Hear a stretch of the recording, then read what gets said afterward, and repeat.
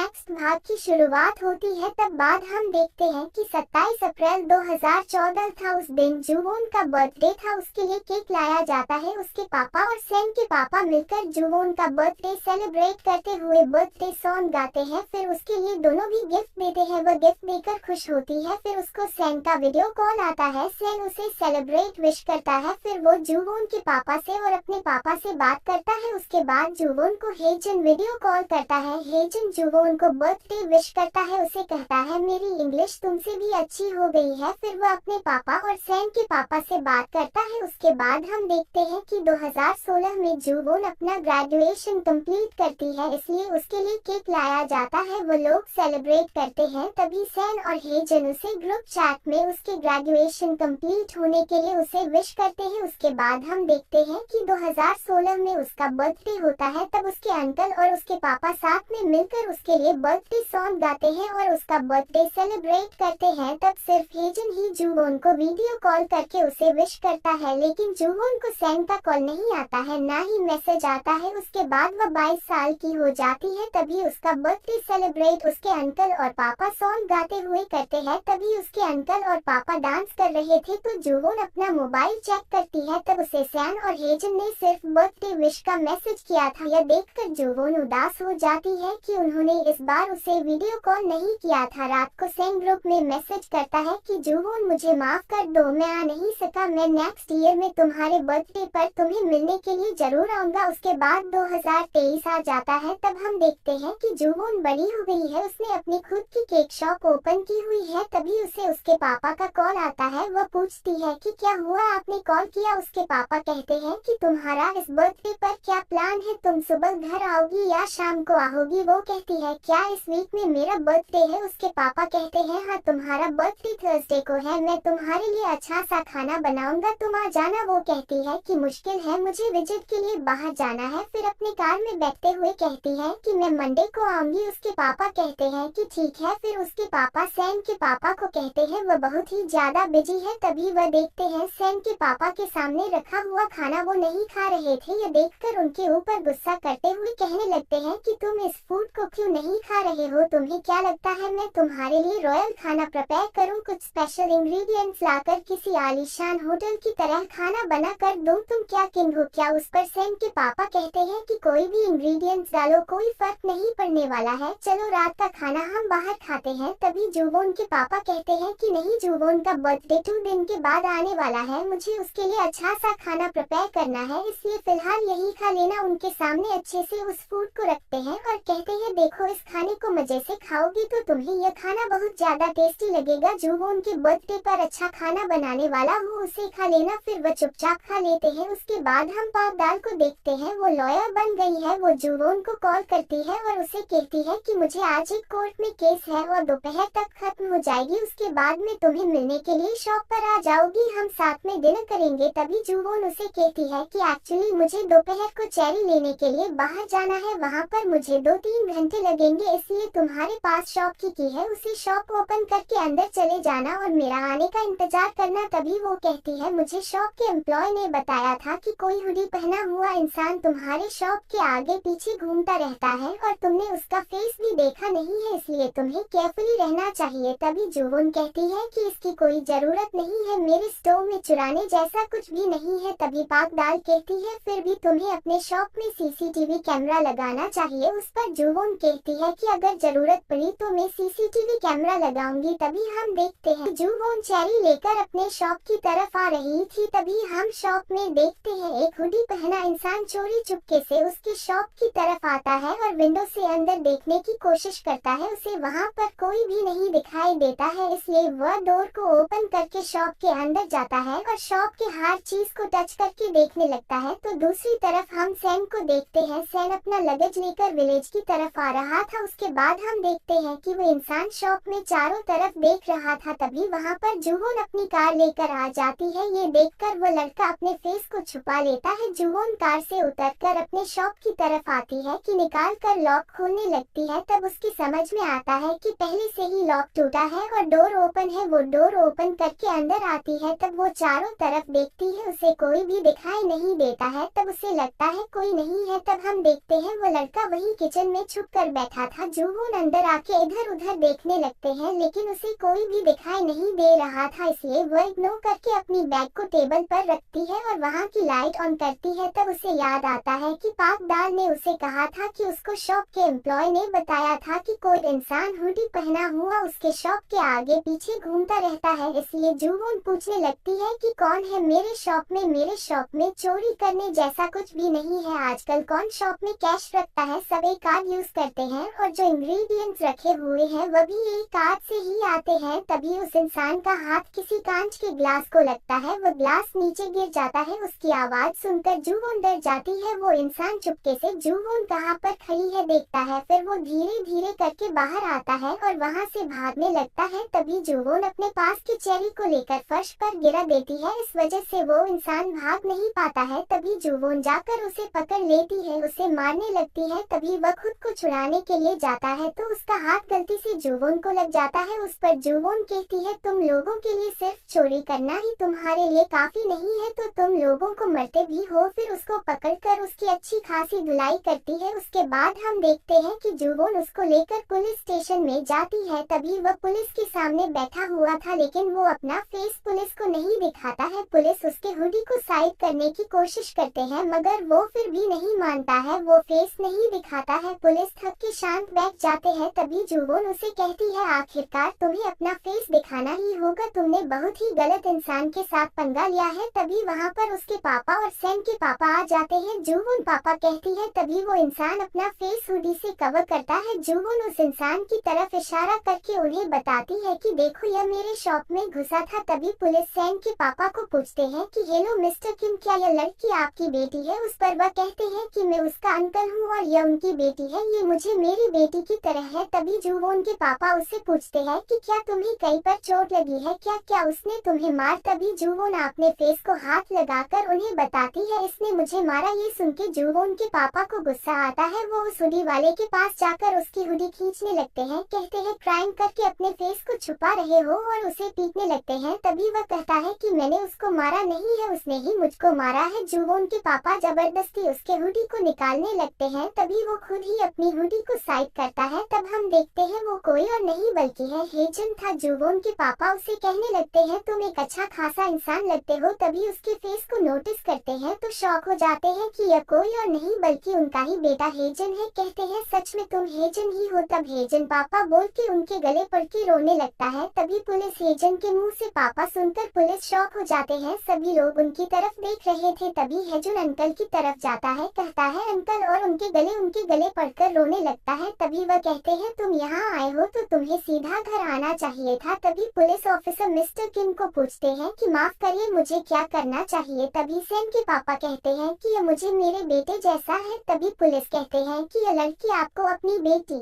जैसी है और यह लड़का आपको अपने बेटे जैसा है, क्या यह दोनों भाई बहन है? क्या आप एक ही फैमिली है? उस पर जुवोन कहती है कि हम फैमिली नहीं है। तभी हेजन शौक से उसकी तरफ देखने लगता है। तभी जुवोन उसकी तरफ देखकर कहती है कि क्या तुम मुझे जानते हो? वह तो यह सुनकर और भी शौक होता है। सभी उसी की तरफ शौक से देखने लगते हैं। दूसरी तरफ हम सैम को देखते हैं। सैम अपनी कार लेकर जुवोन के शॉप पर आता है, कार से उतरता है और शॉप के अंदर जाता है तो देखता है वहाँ पर कहीं भी उसे जुवोन नहीं दिखाई दे रही थी। वो उसे आवाज भी देता है। फिर वह अंदर आता है तो नीचे गिरी हुई चेरी को देखता है। वहाँ से वह किचन की तरफ अंदर चला जाता है तो वहाँ पर वो टूटा हुआ ग्लास के कांच को देखता है। उसके बाद हम पुलिस स्टेशन में देखते हैं। पुलिस कहते हैं कि यह बहुत ही सिंपल सा केस है, शॉप में चोरी हुई है, ये साबित नहीं होता है। उस पर जुवोन कहती है कि मैंने उसे चोरी करने से रोका, इसलिए आप उसे बिना सजा के छोड़ नहीं सकते हैं, लेकिन उसने मुझे मारा, इसका तो केस हो सकता है ना? उस पर हेजन कहता है कि मैंने तुम्हें कब मारा? जुवोन कहती है जब मैंने तुम्हें चोरी करने से रोका, उस वक्त भागते हुए तुमने मुझे मारा। हेजन कहता है वो एक एक्सीडेंट था, वह तो गलती से लग गया। उसके पापा हेजन को कहते हैं कि इसलिए तुम्हें उसके कांटेक्ट में रहना चाहिए था। तभी हेजन कहता है लेकिन तुमने मुझे बहुत ज्यादा पीटा है। तभी उसके पापा उसे पूछते हैं कि कहाँ पर पीटा है, दिखाओ। तभी वह दिखाने लगता है कि देखो पापा, मुझे यहाँ पर मारा है। तो पुलिस उनकी तरफ शौक से देखने लगते हैं। जूवून अपने पापा की तरफ देखने लगती है, उन्हें कहती है कि आपको इसकी चिंता है, मेरी नहीं। तभी वहाँ पर भागता हुआ सैन आ जाता है, वो जूवून को आवाज देता है। तभी जूवून और सभी उसकी तरफ मुड़ के देखने लगते हैं। तभी सैन सीधा ही जूवून के पास जाता है, उसे कहता है तुम्हें कहीं चोट तो नहीं लगी है ना, मुझे देखने दो। तभी जूवून उसे देखकर कुछ भी रिएक्ट नहीं करती है, उसे कहती कि सैन मैं ठीक हूँ। उसका आंसर सुन के सैन शॉक से उसकी तरफ देखकर कंफ्यूज्ड हो जाता है। तभी जूवून के पापा उसे देखकर कहते हैं कि तुम यहाँ पर। तभी वो अपने पापा और जूवून के पापा की तरफ देखता है, कहता है अंकल और पापा आप दोनों यहाँ पर, मैंने आपको देखा ही नहीं। तभी सैन के मुंह से पापा सुनकर पुलिस शॉक से उसकी तरफ देखने लगते हैं। सैन हेजन को वहाँ पर देखकर कहता है कि तुम यहाँ पर क्या कर रहे हो। तभी जूवून के पापा कहते हैं कि इस बारे में हम घर जाकर बात करेंगे, आज हमारा स्पेशल डे है। सैन के पापा पुलिस को कहते हैं चलो जल्दी से केस को क्लोज कर दो, हमें जाना है। तभी पुलिस कहते हैं एक मिनट रुक जाओ। फिर वो जूवून और हेजन की तरफ देखकर कहते हैं कि ये लड़की और ये लड़का मिस्टर यून को पापा कहते हैं, और अभी आया हुआ लड़का आपको पापा कहता है। और अभी जो लड़का आया है उसने आकर सीधा ही विक्टिम को उसके बारे में पूछा, क्या उसका विक्टिम के साथ कोई रिलेशन है। तभी जूवून उन्हें बताने लगती है कि हम एक फैमिली नहीं है, लेकिन हम साथ में रहते हैं। अगर आप एक दूसरे को 10 साल के लिए नहीं देखेंगे तो आप लोग एक दूसरे के लिए स्ट्रेंजर है।